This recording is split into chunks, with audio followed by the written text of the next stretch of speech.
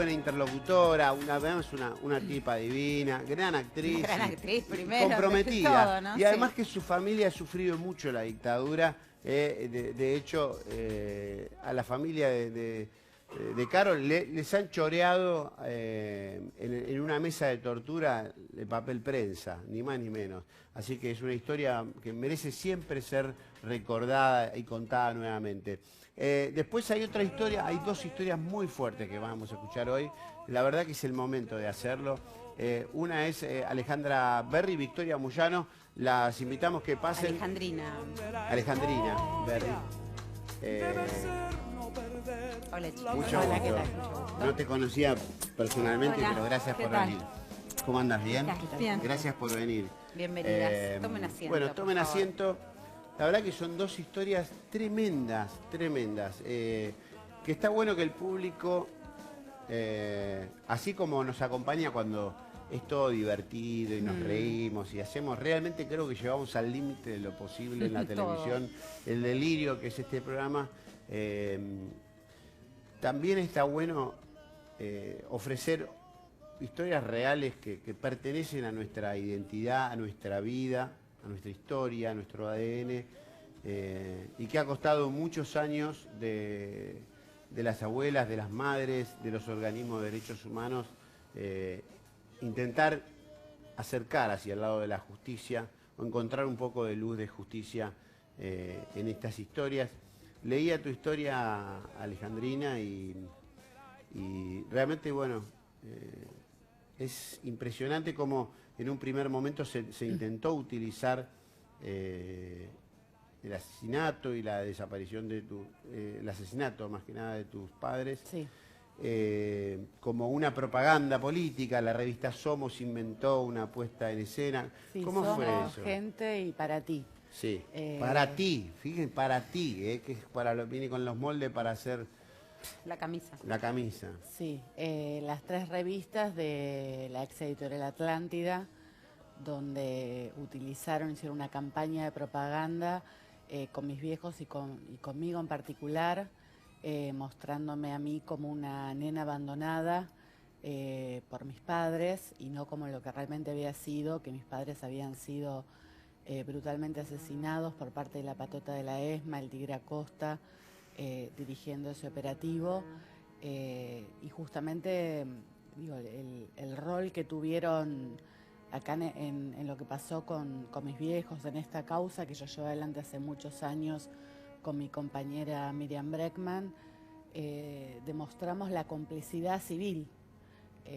no solo de ¿Podemos ver la la foto actuación de mientras los tanto, militares, si puede? sino Sí, les está el rol mandando. central que tuvieron los medios de comunicación y los civiles en llevar adelante este tipo de operaciones de propaganda para justificar y legitimar. O sea, ellos se enteraron los de esta crímenes. historia y de esta manera armaron como ellos querían la historia. Ellos fueron parte junto con la patota de la ESMA de armar esta historia para legitimar, ponerme a mí como un conejito de India y legitimar ante la población el asesinato de mis padres y particularmente ¿Querés contar de un mi poco madre. cómo es lo que fue lo que pasó y qué fue lo que montaron? Esa es la nota que montaron, esa foto imagino que sos vos de pequeña. Sí, así es. Eso fue en el Contanos. año 1977, en ese momento yo estaba en Uruguay, mis padres habían sido asesinados, el resto de los militantes que se encontraban con ellos habían sido secuestrados y llevados a la ESMA, y se forma este operativo de propaganda con las 3 revistas, donde, como verán en los títulos, bueno, Dice los la hijos- hija los hijos del terror, dice el título. Ujú. Y decían como que tu madre se suicidó delante tuyo. Le presentaron así la noticia. ¿Cómo la Así es, presentaron en la las noticia? en las 3 revistas, digo, que quiero aclarar, digo, es de gente que hoy, no solo está impune, sino que tiene mucho poder, que sigue estando en los grandes medios de comunicación, como miembros de lo que era la ex editora de Atlántida, Chiche Helbun, D'Amico, que hoy está en La Nación, que es parte justamente del proceso que venimos denunciando, no solo esta aberración que quieren dejar libre a los genocidas que ya están condenados, sino a los miles y miles que todavía no han sido condenados, que están en un proceso de investigación. Hay En el muchos que andan caso- libres por la calle. Bueno, esto que yo estoy nombrando particularmente los civiles, que han sido los grandes intocables, los grandes impunes en todos estos años, son los que están libres caminando por las calles y que tienen absolutamente un poder enorme, civiles como de los grandes medios de comunicación, así como los grandes empresarios. ¿En qué momento hicieron esta nota? ¿Qué fecha tienen estas notas? Estas notas salieron en enero de 1978. Ajá. Cuando salieron yo estaba apropiada por los militares en Uruguay y en ese momento se arma este operativo de prensa en forma conjunta entre los militares uruguayos, los militares argentinos de la patota de la ESMA y los periodistas cómplices de Editorial Atlántida. ¿Vos en ese momento estabas en Uruguay con tus abuelos, con Yo familiares? en ese momento estaba, el tiempo que dura esta operación estaba en manos militares. Ah, había sido secuestrada. Claro, cuando asesinan a mis padres, yo quedo en manos de los militares, no sé en qué lugar específico. Yo era muy chiquita. ¿Qué familiar entonces te recupera? Luego mi abuela materna, cuando sale a la luz estas revistas. Pero bueno, yo algo que siempre digo, que al revés de lo que querían los militares, que yo odiara a mis viejos, ¿no? Esto que decían los fabricadores de huérfanos, le decían a mi vieja, yo desde que conocí la historia, lo que hice fue reivindicar con todo la lucha que ellos llevaron adelante, y desde ese primer momento vengo luchando por el juicio y castigo, no solo a los militares que lo asesinaron, sino a estos personajes, miembros de los medios de comunicación, que hicieron esta campaña para legitimar su asesinato. En la nota hacían pie que tu madre se había suicidado y que tu padre, claro. por supuesto, y que tu padre, ¿qué le había ocurrido? ¿Cómo justificaban la desaparición? Enfrentamiento, Un como lo decían en enfrentamiento. ese momento Ajá. todos los medios de comunicación, justamente. Sí, Chiche Helblum nunca Lo que pasa es que lo hizo preocupante mea de culpa. esto es que el Tigre Acosta fue uno de los que viajó Uruguay, o sea, estamos hablando del que dirigió la patota de la ESMA. Esos genocidas, digo, que valiéndose del aparato del Estado, torturaron, desaparecieron, robaron, llevaron adelante la apropiación de niños, son los que hoy pueden llegar a quedar en libertad por este fallo. Sí, era uno de los 235, creo que estaban en condiciones de recibir pedirlo. este beneficio. Una de las cosas que se decía en ese momento o se justificaba, entre comillas, la aberración del robo de bebés, era que iban a tener el ADN terrorista y entonces, esto es lo que Como decían los militares. genética, ¿no? Y entonces que había que educarlos de otra manera para corregirlo. Como el nazismo. Una barbaridad, Exactamente. una aberración que no existe y no tiene antecedentes en ningún holocausto del planeta. O sea, una cosa absolutamente maligna y aberrante. Además, yo Made in creo Argentina. que es algo peor con esta historia. Lo digo porque con el tema de papel prensa, que en realidad se está avanzando sobre los civiles, el fallo de Ercolini fue ni siquiera citarlos Claro, no, el para caso que de Atlántida declarara. tampoco. Entonces, el tema de hacer el 2x1 es que si a los militares los dejan afuera, ¿cómo vamos a avanzar sobre los civiles? Porque esta es la También, segunda claro, instancia. claro. Nos focalizamos demasiado en los que provocaron el horror, pero este horror no se pudo provocar solo. No, Nos necesitó llegaron en del un aval, plato volador, claro. bajaron y no tuvieron una... Es más, vos es que ahora me puse a estudiar y algo que ocurrió durante, que yo no lo sabía, no estaban prohibidos los partidos políticos. O sea, se persiguieron a los dirigentes, por supuesto peronistas, se persiguieron a todas las Sindicalistas. agrupaciones, los sindicalistas, todos los centros de Estudiantes. estudiantes. Sí, eran Bueno, todos, toda la periodistas, gente que intelectuales. podía organizar, digamos, a la mayoría, todo por un plan económico. O sea, todo este descalabro que hicieron es para poner un plan económico, y en eso lo que hace la prensa es ratificar que lo que querían era, y teniendo la complicidad de toda esta gente, entonces, si esto ocurre, no vamos a poder avanzar sobre los civiles. Un porque plan los civiles- económico que, dicho sea de paso, es muy parecido al que se Claro. está aplicando ahora, Claro. a través del voto. O sea, el plan económico de la dictadura está prácticamente, es la piedra basal fundamental del plan económico de este gobierno. O sea, las similitudes son enormes. Sobreendeudamiento, plazos fijos rentables, venta de servicios, ofrecer a Argentina como servicios, reducción del parque industrial, digamos, todo lo que está pasando ahora es exactamente lo que recuerden Sí, aquel por aviso. eso, justamente digo, este fallo, ¿no? Este fallo de la vergüenza, con estos jueces de la vergüenza que realmente ya en este momento tendrían que por decoro haber renunciado después de la enorme bronca popular, no solo de los que somos familiares, sino del conjunto del pueblo que hoy se va a manifestar por miles en la calle, tendrían que haber renunciado. Digo, pero este fallo se pudo dar porque se vino preparando, digo, porque hubo un gobierno que desde el minuto 1 que asumió empezó a negar la cifra de los desaparecidos, que empezó a hablar de guerra sucia, de la teoría de los 2 demonios, un fallo realmente eminentemente político, un mamarracho jurídico, pero que realmente, digo, solo lo pudieron llevar adelante, digo, contando con un enorme apoyo político. No solo el gobierno, una cosa muy importante que creo que todo el mundo tiene que saber, es que esta Corte de la Vergüenza que lleva adelante este fallo contra los criminales más terribles que conoció nuestro país, no fue no fue por un decreto de Macri, digo, sino que fue votada en el Senado, no solo por Cambiemos, sino por integrantes de otros partidos como el PJ, el Frente para la Victoria, Sí, como Abal los Medina, radicales, Pichetto. Abel Medina, Pichetto, exactamente.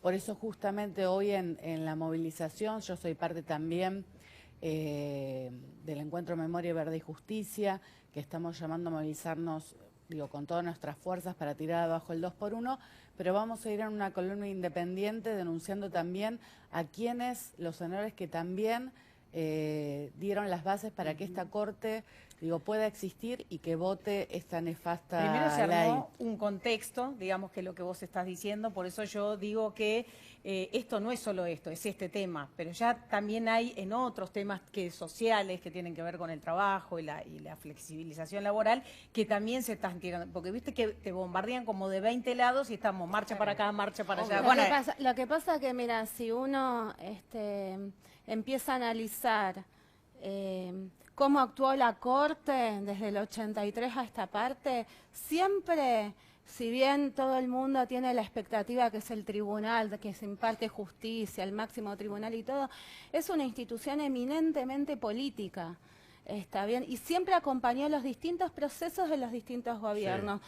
Acompañó las leyes de obediencia de vida y punto final, acompañó los indultos. La mayoría automática de Carlos Saúl. Sí, y también acompañó lo que siguió, la alianza, Duhalde y todo, y ahora acompaña estos aires que estaban discutiéndose, que tenía que ver, por un lado, con implementar... Sí, termina la idea que hacemos un puntito y plan económico muy ofensivo, un plan económico donde ataca las condiciones de vida de todo el pueblo trabajador. Bueno, hemos visto movilizaciones de todos lados y al mismo tiempo, para poder aplicar un plan así, es necesario tener... Claro, las Fuerzas Armadas y las Fuerzas de Seguridad legitimadas, y las interrumpimos un segundito. Esto es una manera. Las interrumpimos un segundito que tenemos que actualizarnos las noticias. Ahora te vamos a presentar a Alicia Moyano, también está acompañando a Victoria Moyano Artigas, que va a contar su historia también, que es muy interesante. Ahora hacemos una pausa de noticias. Títulos. Dale.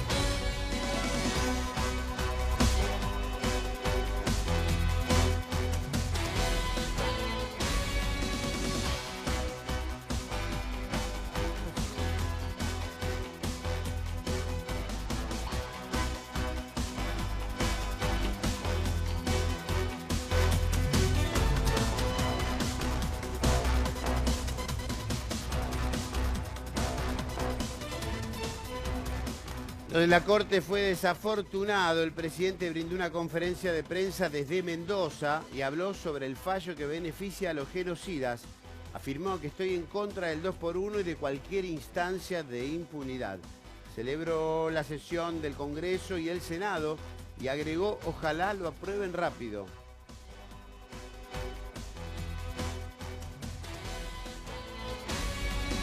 Senado debate límites al 2 por 1. La Cámara Alta trata la norma contra el fallo de la Corte Suprema sobre los beneficios a los genocidas condenados. La iniciativa ya cuenta con media sanción en diputados y busca convertirse en ley en el Senado. Procesaron a Potokar.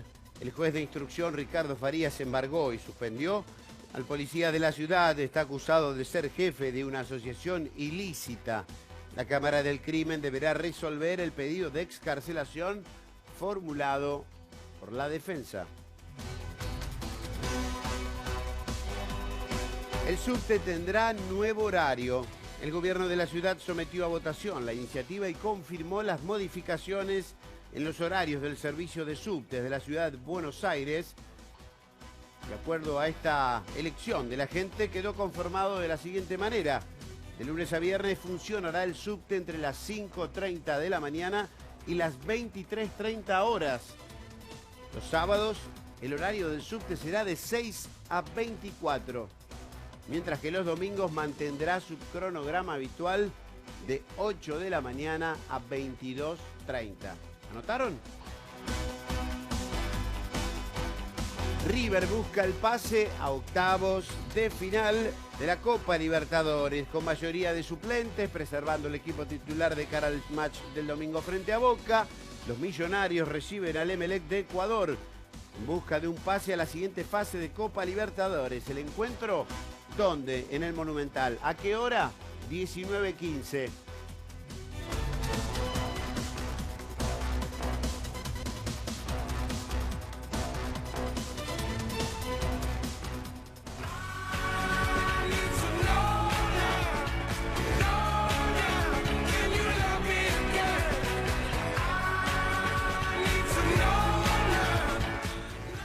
Bueno, hay otra historia muy, pero muy dolorosa, con las características de nuestra historia tan trágica, de tan solo hace 40 años, 41 años del golpe, y es la historia de Victoria Moyano Artigas.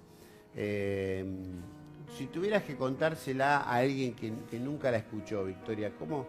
Me imagino que lo habrás contado 550 millones de veces y habrá que contarlas otras tantas más. Para si que es no se necesario, olvide, ¿no? Para que no se olvide, Claro. claro. ¿Qué dirías? Y yo diría que bueno, que soy uno de los 122 nietos que hemos logrado restituir nuestra identidad, que yo pude lograr hacerlo en el año 1987, o sea, fui de las primer camadas de nietas que pudo restituir su identidad.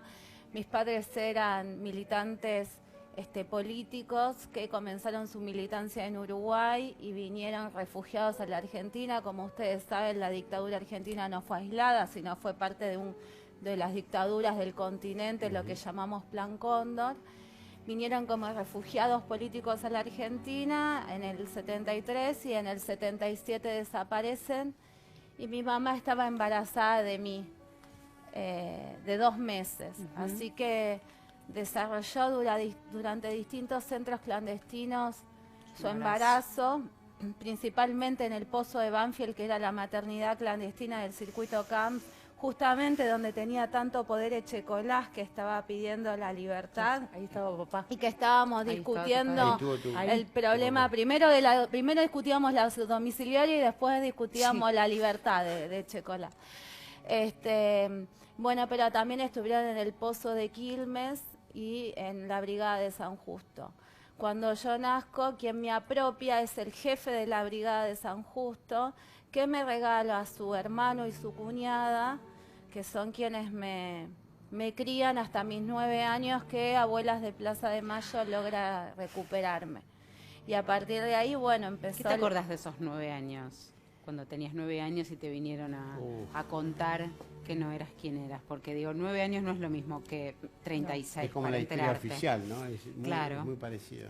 Mirá, lo que te puedo decir es que obviamente es un desconcierto, y genera un montón de contradicciones. Un niño que quiere no moverse de donde está y seguir con lo que conoce. Pero también hay algo que es muy fuerte y que es casi inexplicable, que nos ha pasado a todos los nietos, es eso de la sospecha. Yo sabía, a mí me habían dicho que yo era hija adoptada y me habían dado distintos discursos alrededor de qué es lo que había sucedido con mis padres. Entonces, yo lo pude detectar y rápidamente me empezó a generar angustia y quería saber quiénes eran mis padres biológicos. En ese sentido, cuando me enteré, fue una especie de comprender, una especie de placer de poder saber y tranquilidad y de desesperación por todo lo que me tocaba vivir. O sea, fueron las dos cosas. El proceso fue acompañado por mi familia biológica, por las abuelas de Plaza de Mayo, por otras nietas que fueron fundamentales en mi vida. ¿Quiénes estaban vivos de tu línea biológica? Y mis abuelos, mis tres abuelas. Tres abuelos. Sí. ¿Cómo fue? Contanos cómo fue. A mí me interesa saber cómo fue, no sé, el día que vos estás jugando en una placita o saliendo del colegio o caminando por la calle o en tu casa y alguien te dice, mira, esto es así, esto es asá, te presento a esta señora. Quiero saber eso porque me conmueve muchísimo. Fue un proceso, fueron 3 días. Yo estuve, me sacan de mi domicilio el 27 de diciembre. Nunca te olvidas esta con fecha, un operativo. Ah, entró la policía. Juez, fiscal, Sí. patrulleros, sí. Y después estoy unos días ¿Qué con te decían en ese momento? ¿Entró la policía a tu casa? ¿Vos No, tenías una vida normal? que yo tenía una familia que me estaba buscando, que bueno, que me iban a sacar sangre para ver si podíamos ver si esa familia era. Yo me di cuenta inmediatamente, tenía 9 años y de eso no me olvido. Les dije, sí, obviamente, uno siempre tiene a alguien de familia, por lo tanto yo sé que no voy a volver. Porque yo sabía que uno siempre tiene algún familiar en la vida. ¿No te sentías familiar en esa familia? No, sí, no es porque no No, tuviera ella dice una que vida sabía cotidiana, que no. sino porque era lógico que uno siempre tiene un familiar biológico y que si era así me iba a ir a vivir con mi familia biológica cualquiera sea. ¿Llegaste a querer a tus padres adoptivos? Y me crié, estos yo padres. tenía 8 horas de nacida cuando, o sea, a mí me sacan del pozo de Banfield, de los brazos de mi madre, a las 8 horas de nacida. No conocí otra cosa. Obviamente después, cuando uno sabe la verdad, uno entra en muchísimas contradicciones. Sí, ¿qué te parece? Pero bueno, fue así. Y después estuve 3 días con una familia sustituta mientras me estaban haciendo los exámenes de ADN. Hasta que, bueno, cuando me lo dicen en una especie de fiesta en el juzgado con mis abuelas. Estaba Chicha Mariani, que bueno, Chicha Mariani hoy sigue buscando a su Clara Anaí. Estaba la Carlotto, estaban otras abuelas, estaban mis abuelas. Bueno, fue todo un... Para ella es una fiesta. Aparte estamos Y hablando de además en un momento donde la 1987, sociedad ¿no? todavía no estaba Claro, entendiendo muy bien de qué eso. se trataba la restitución de niños. Total. Por eso también, digo, siguiendo con el tema, me parece gravísimo. Y de acá, un abrazo profundo a Francisco Madariaga, porque nosotros hicimos todo un proceso que es poder llegar a la verdad, porque, o sea, nosotros no nos crió nuestra familia, nos criaron justamente toda esta gente que asesinaba, secuestraba, mataba, o tenía que ver con el secuestro de nuestros padres, o por lo menos lo sospechaba y lo sabía.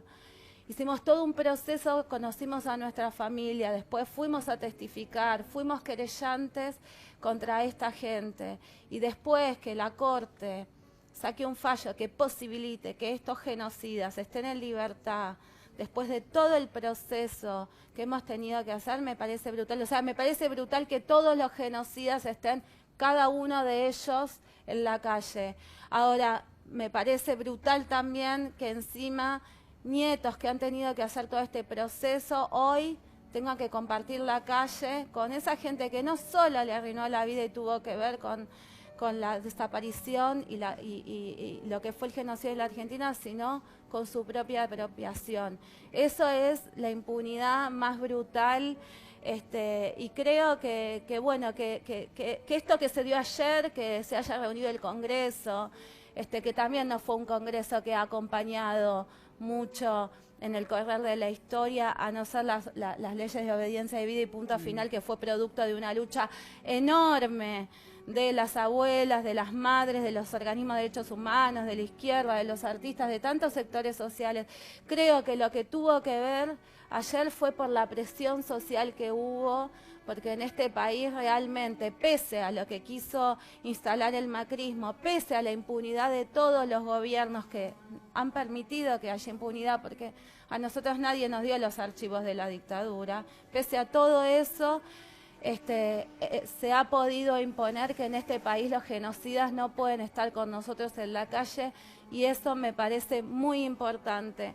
Y me parece muy importante también porque estamos en momentos donde ustedes vieron que las fuerzas de seguridad no es que están quietas, se llevan detenidos a jóvenes en las universidades, a docentes, a mujeres. Sí, puedo decirles que no les va a pasar nada. Reprimieron, yo no voy a hablar solamente, digo, yo mantengo una posición independiente, igual que mi compañera Alejandrina Barri. Yo no voy a hablar solamente de la represión que se dio cuando quisieron instalar la carpa, claro, en el Congreso. También tengo que hablar de las de Santa Cruz y la represión. Yo estuve en la de Lear. Estuve detenida. Sergio Berni dio la orden. O sea, vamos a hablar... Se sonríe cuando lo dice, porque ya no podés creerlo. Claro, pero porque se termina... Lo que se termina viendo es que el aparato represivo a quien responde, y responde al poder de turno y a los poderosos. O sea, no es que es un gobierno sí, otro no, son todos. Entonces, en ese sentido, medida podemos convenir. Mirá, yo no puedo medir si me reprimen, pegan un palo más, no, o me pegan un palito menos. Pero como sistema, digo, como sistema... ejecutor, creo igual que es tal vez otra discusión. No, lo que yo quiero decir es que esto viene a poner un freno, porque el fallo lo que sí daba también, además de dejar libre a los genocidas, es un discurso de impunidad de conjunto. Está bien, donde no eran solamente los genocidas, sino las fuerzas de seguridad. Sí.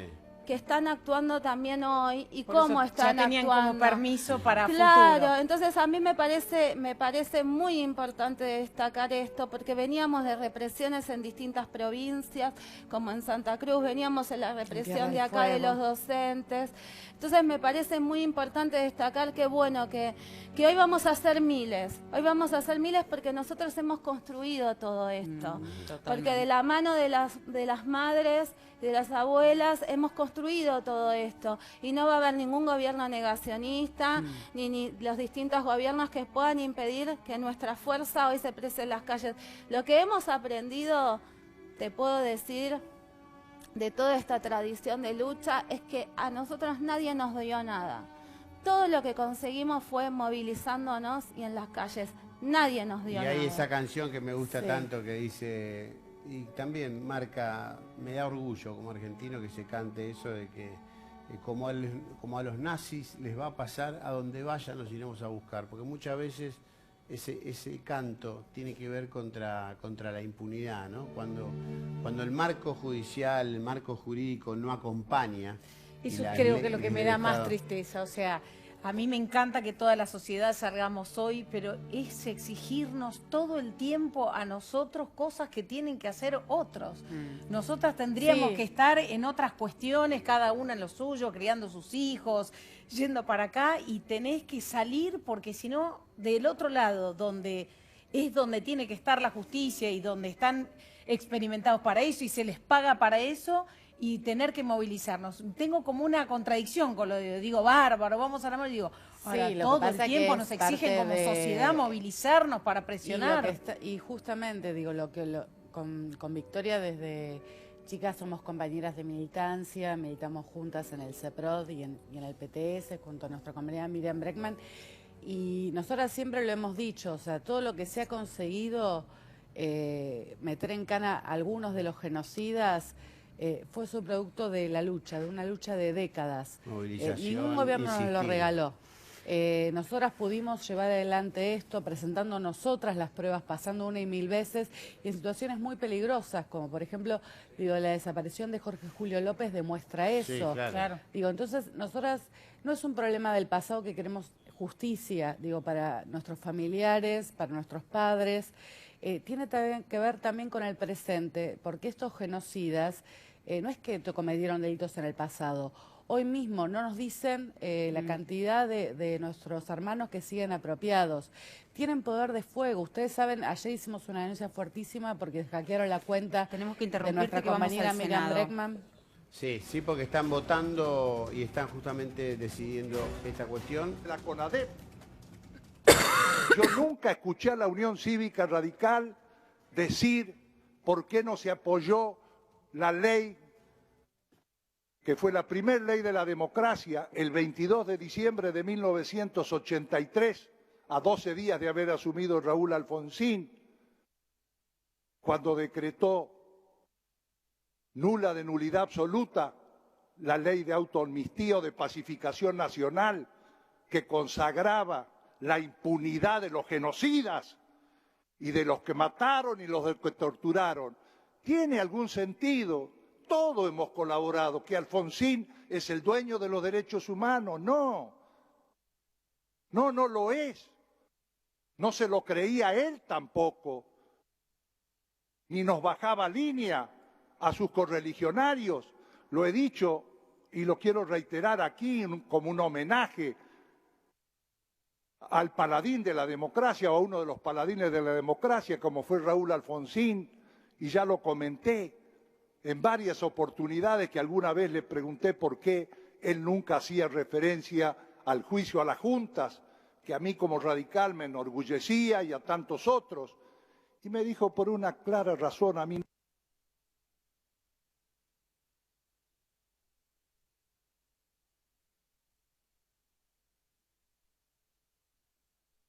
desde el Senado estábamos viendo al senador Rosas de la provincia del Chaco por la UCR referenciando a uno de los paladines de la democracia.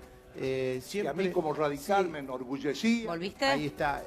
Yo recuerdo mucho aquella plaza de 1987, el levantamiento cara pintada de Aldo Rico y aquella jornada de Pascua, donde de pronto todos los argentinos nos atemorizamos y aquellos que somos víctimas de la dictadura en forma directa, como quien les habla, todos fuimos a apoyar a Alfonsín.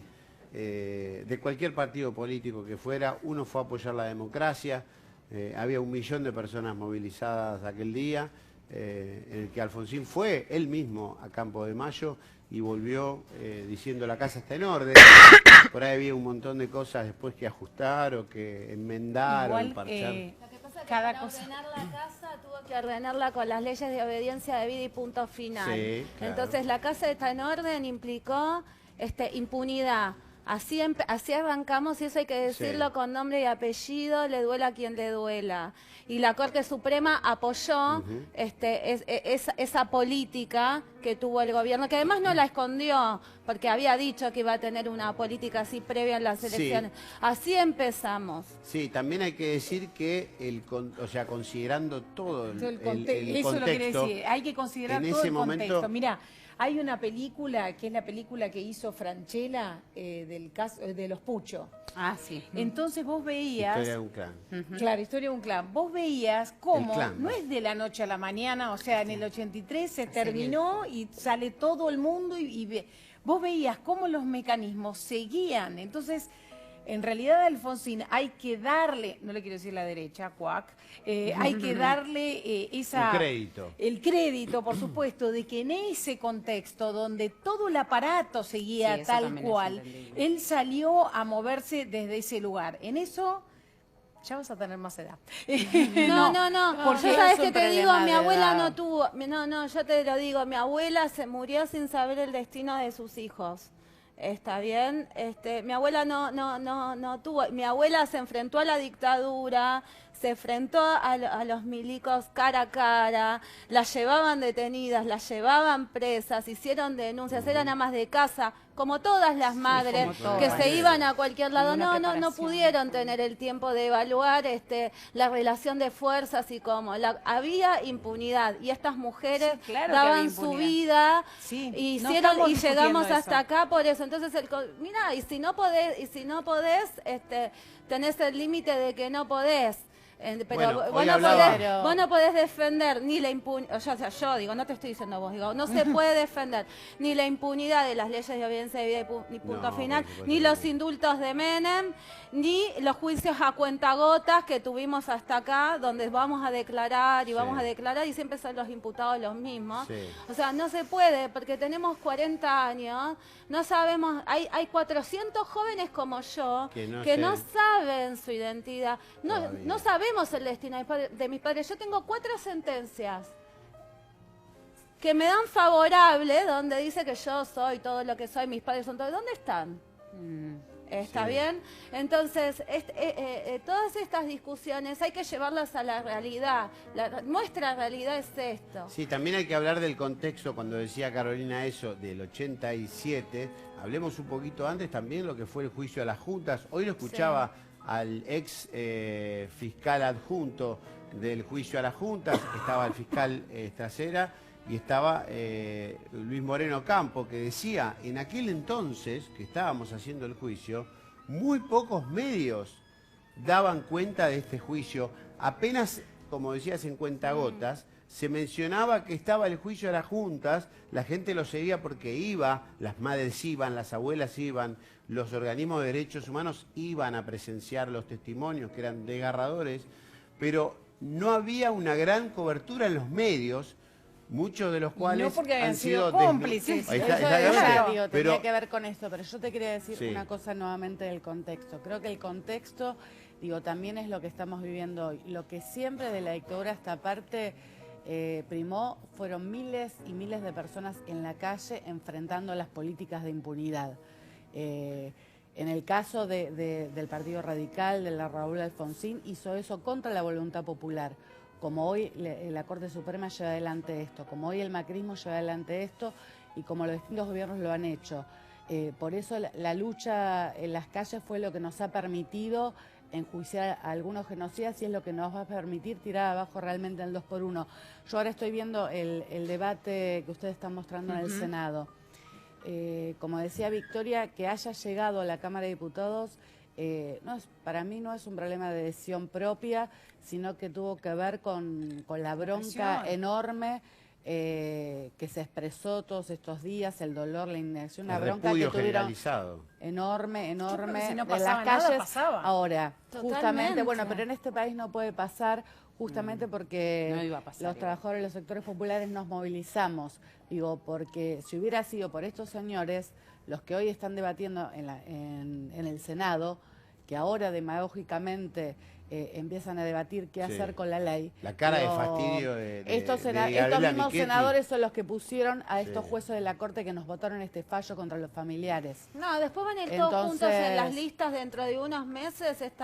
Esta discusión se termina, van todos juntos en las mismas listas. ¿Habrá un Olmedo entre los senadores? Todo lo que sea, ¿Habrá un Olmedo entre los senadores? ¿Alguien que vote en contra de esto? No sé, pero no sabemos. Para hasta ahora le han garantizado que esta Corte pueda votar este fallo reaccionario brutal contra miles que nos movilizamos ahí todos estos años. quiero decir una cosa, porque a mí me parece muy correcto lo que dice Nicolás del Caño, cuando dice que es una institución completamente antidemocrática la Corte Suprema, donde nosotros no podemos elegir de manera directa, o sea, hay que elegirla realmente con el voto popular, porque hay gente además que tiene cargo vitalicio, que después cumplen 75 años y pueden seguir. Sí, tienen o como sea, un título son nobiliario. inamovibles. Yo Es creo como un que título nobiliario, no es como la corte del rey, es como una cosa. Por supuesto, y es algo que es lo más lejano e indirecto de lo que nosotras podemos elegir y después tenemos que soportar.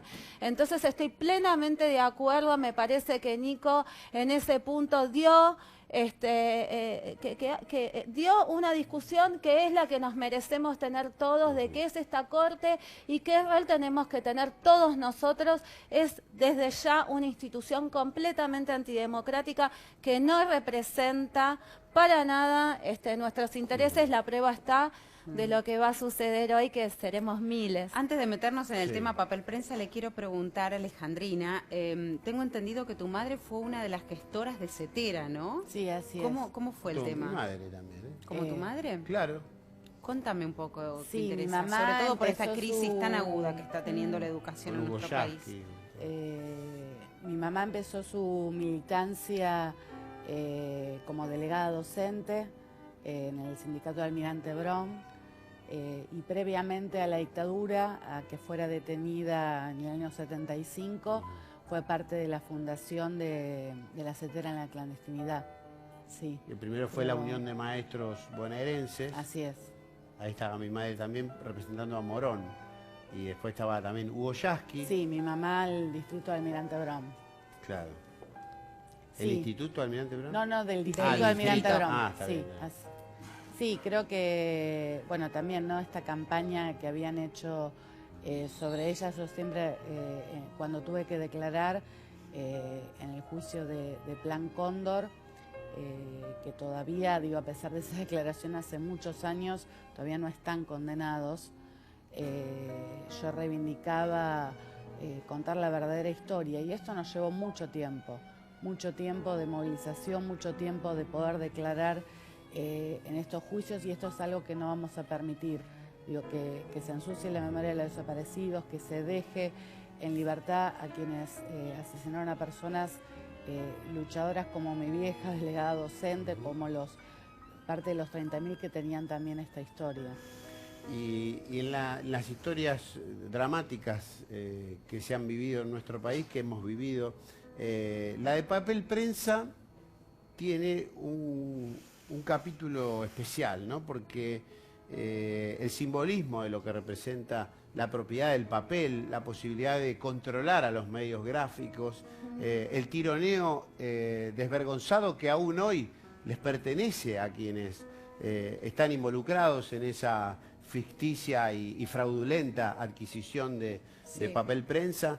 ¿Cómo pudieras resumirla, graficarla, lo que vivió tu familia? Mira, en realidad mi familia como que vivió dos instancias. Una primera instancia fue cuando mi papá, primero, cuando te sacaban de tu casa, estabas como un tiempo desaparecido. Lo mejor que te podía pasar es estar preso en algún lugar. Que te reconocieran en claro, alguna porque cárcel. por lo menos estabas como legalizado, claro, de alguna manera.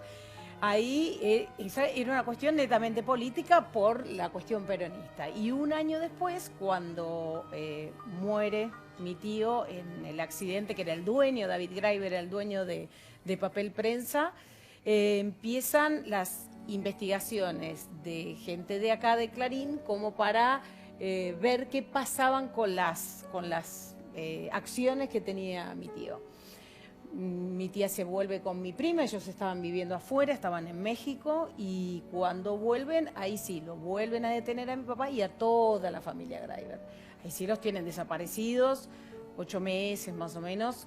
Mi mamá era una loca, iba por todas partes buscándolo, a ver dónde, porque además era de Marina, te decían ejército te decían, y así era el gran bonete, Mariana. quien lo tiene, no lo busque más, no hable, porque si no, y entonces... Y una familia con cierto acceso al poder, de alguna forma. Sí, y además cuando digamos, la ventaja en algún lugar de mi mamá, pasaban cosas muy extrañas. Entraban a mi casa, revisaban todo, se iban y decían, mi mamá la veía en Simplemente María, en la novela. ¿Viste? Era como una paradoja, claro. había una cuestión emocional. Se está votando ahora. Ahora Vamos, continuamos ahora la historia sí. de papel prensa, que es fascinante.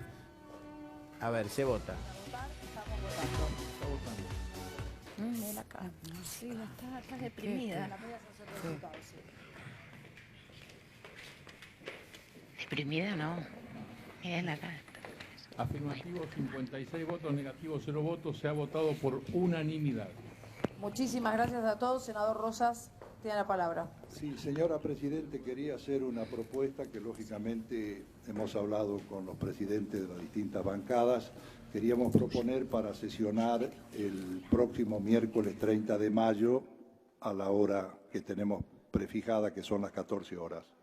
Senador Pinedo. Pichetto. Pichetto, perdón. No, estamos de acuerdo, he conversado con senadores de mi bancada. Lo que sí le digo que la sesión va a ser ordinaria, hay temas que nosotros venimos reclamando para incorporar, así que estamos de acuerdo en la fecha. De esta votación. Perfecto, entonces y más queda después, fijada la sesión para el 30 de mayo. ¿Alguien más tiene la palabra? y después Esto que quedara está la historia pasando, Olmedo, ¿no? sí, Quedara la bueno, historia y como la historia el... lo juzgará, pero creo que tiene que ver con lo que decíamos antes, que la enorme bronca popular, como mostraban las encuestas, el 85% de la población manifestó su repudio a esta decisión de la Corte, que tuvo que hacer que hasta miembros del propio gobierno que hablaban y avalaban toda esta política, diciendo que no, insultándonos, diciendo que no fueron 30.000, que fue una guerra sucia, hasta ellos mismos, todos los militantes de Cambiemos, tuvieron que empezar a cambiar su discurso porque vieron que era una cuestión que no podía avanzar contra el pueblo argentino. Y creo que esto que pasó, esta votación, tiene que mostrarse ante toda la población que fue su producto de nuestra lucha, y que la movilización de hoy va a ser un avance muy importante, no solo para impedir este fallo, sino para avanzar, porque queremos juicio y castigo para todos y cada uno de los genocidas. Ahora, qué los militares y los civiles. Qué temor pensar que esto puede volver a ocurrir, porque si pasó ahora esta posibilidad, digo, hay que estar atentos todo el tiempo, ¿no? Digo, Es que por eso tenemos tenemos que que estar estar en las atentos calles. para defender lo que conquistamos, pero también no nos podemos quedar contentos Hasta con que lo no que aparezcan conquistamos, los porque es nietos. muy poco. Claro, porque son los nietos. Faltan y nuestros 400. padres Y son ¿y 30.000, dónde por más quedaron que lo nuestros quiera padres? negar el gobierno macrista y lo que sea. O sea, hay archivos, ya está suficientemente documentado de que son 30.000. Y los 30.000... ¿Sí? ¿Quién fue Gómez Centurión que dijo que no había habido plan sistemático? Él fue el Sí. que dijo, Gómez Eso Centurión. también, eso es una brutalidad que no dislate. resiste. Y Donda hoy también puso un Twitter bastante polémico, que ahora no me acuerdo, después lo Sí. voy a buscar. No la Tu resiste amiga. ni siquiera porque ya está demostrado, ya ha habido A Pando. juicios de plan A Pando. sistemático. Pando, Dios Pando. mío, Dios Si mío. algo que hemos Pando. demostrado todo este ¿querías tiempo es contar? con pruebas irrefutables todo esto que estamos diciendo. Sí. Volver atrás con eso, es una provocación consciente que nosotros no vamos a Bueno, y permitir. también están midiendo si el pueblo tiene esa reacción, que Sí, la demostró que la tiene, exactamente. y hoy la va a terminar de demostrar con una congregación, una manifestación fenomenal. Querías redondear un poco tu historia. Redondear el- Un día defendía a lo que el testimonio de Lidia Sí. Papaleo, quiero decirlo, un off the record tal vez, pero citándolo, y me escribió por privado Esmeralda Mitre, con quien tengo buena onda y un respeto, diciendo que era distinto. Ahora te lo cuento, pero es actriz también. A ver qué pasa en el Senado, Que se ha volvemos. hecho durante estos años. Así que creo que es un símbolo justamente que el Congreso... De que la defensa de los derechos humanos, el tema de los delitos de lesa humanidad, no son patrimonio de ningún sector, no son patrimonio de ningún partido político, de ninguna organización, sino que son patrimonio del pueblo argentino, y creo que hoy hemos sido lo suficientemente categóricos y por eso hemos votado por unanimidad todos los sectores. Usted dejó en claro que Macri no tuvo nada que ver con la decisión de la Corte Suprema de Justicia. ¿Esto es porque algunos senadores dieron a entender que sí, el gobierno nacional tuvo que ver? Bueno, yo contesté eso porque algunos senadores trataban de vincular la decisión de la Corte Suprema de Justicia de la Nación con el gobierno nacional. Yo quiero garantizarles que el gobierno nacional no ha tenido absolutamente nada que ver y que los principales ministros del Poder Ejecutivo han sido lo suficientemente claros y categóricos diciendo que están en contra de la ley del 2x1, están en contra del fallo de la Corte, y entonces algunos, para caracterizar al gobierno, se hacían los sorprendidos como Macri no había salido a decir nada. Entonces lo que yo dije es, si salió Marcos Peña, el jefe de gabinete, si salió el ministro del Interior, Rogelio Frigerio, si salió el ministro de Justicia, Nadie puede sorprenderse de que Macri no sabía lo que estaban diciendo sus ministros. Si sus ministros se expresaron categóricamente en ese sentido, es porque tenían el aval categórico del presidente Mauricio Macri. ¿Qué opina de la imputación a los jueces de la Corte? Bueno, hay que ver cómo termina, recién se inicia, es una imputación hecha por un fiscal, hay que ver qué evalúa el juez de la causa. Ahí tenemos, ¿no?, las palabras de Ángel Rosas, es el presidente del Bloque Campeones. Volvemos, chicas. Están ahí pasándose los teléfonos, todo hablando. Sabemos que Carolina se tiene que ir a otro lado. Yo estaba contando un off the record que una vez, defendiendo por supuesto el testimonio de Lidia Papaleo, y me escribió Esmeralda Mitre, tomando realmente la causa como bandera de su familia, involucrándose en algo que no estoy seguro si conoce del todo, seguramente habrá escuchado la campana de su familia, defendiendo la legitimidad de Papel Prensa. ¿Te has cruzado con Esmeralda Mitre, que es actriz? ¿Han actuado en algunas circunstancias juntas? Creo que no. ¿Qué tan cerca han estado? No, sí, me la he cruzado, pero ya hace muchos años y no me la crucé. Sí que sé, por ejemplo, no sé cuál es la relación del padre de Cecilia Roth, pero tiene una relación con el tema de Papel Prensa y sé que cuando salió el fallo de Ercolini le mandó saludos a tu papá. Así que no importa. Lo que quiero decir es que esta empresa, que parece que a una familia le sacaron una empresa, no se toma conciencia en realidad que esa empresa, más allá de que era una empresa de una familia, es de todos, porque es el papel con que se escribe y con que vos empezás a hacer el monstruo que después nos quejamos de no se ven las notas, no salen.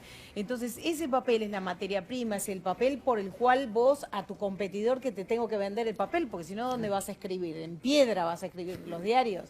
Entonces yo te digo qué precio te lo vendo. Es toda una logística que a partir de ahí armaron ese gran monopolio y bueno, que hoy en realidad... Yo la verdad que mucho a Macri no le echo la culpa porque creo que son los poderes económicos los que mandan y que en realidad en el medio ahí da lo mismo quien esté, ¿no? Por eso en eso un poco lo corro y creo que está un poco más arriba los pesos pesados.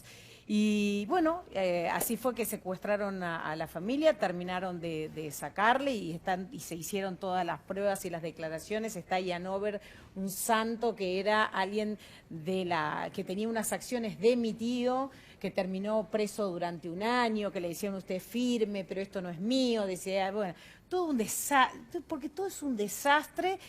A mi tía le dijeron firme o su hija y a usted la matamos, toda una cuestión y después en el momento en que se podía abrir la sucesión, porque en realidad era mi prima la heredera de la empresa, es cuando los tienen secuestrados, para que todo eso... Y además están las fotos, en la foto está Ernestina de Noble con Videla cortando la cinta de Papel Prensa. Claro. O sea, no es que estamos hablando y además tampoco queremos la empresa para la familia. Mi viejo siempre dice que se la quede el Estado. O sea...